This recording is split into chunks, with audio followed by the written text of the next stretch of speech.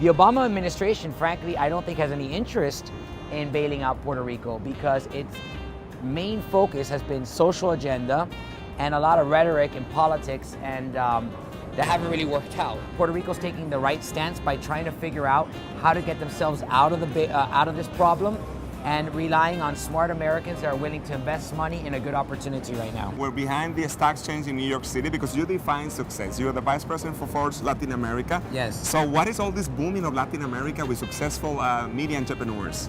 A lot of companies have entered Latin America in the last 5 years only to find that it is one of the best places to create growth for their companies.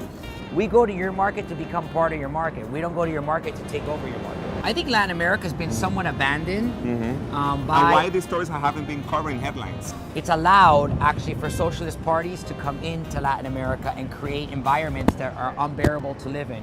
You have Venezuela with Maduro, which basically has collapsed the economy. You have Argentina, which is basically borderline communist situation right now, where they're trying to change the actual legislation so that Cristina can stay in power, which is the current prime minister. You have Ecuador with Correa, which has a similar socialist system, but a good judicial system, and is encouraging foreign investment, but is also discouraging manufacturers from coming to the country to bring stuff from outside. The missing link, though, is I still don't think that American corporations train their executives properly to handle international affairs. To mention Cuba, because you have a Cuban background also. Mm-hmm. The new president of Cuba, how it's going to affect U.S. market? Well, asking me about Cuba and being on the Wall Street is pretty interesting. I mean, they're two completely different worlds. The lack of international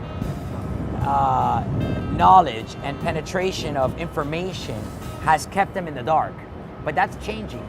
And I encourage Americans to make a change, and I encourage Cuban Americans to make a change, and I encourage Latin Americans to make a change, because Cuba will be your next competitor. Okay, so what is the definition for prestige and fame? How do you balance that life? In Spanish, we have a saying: cada persona tiene su público. Everybody has their audience.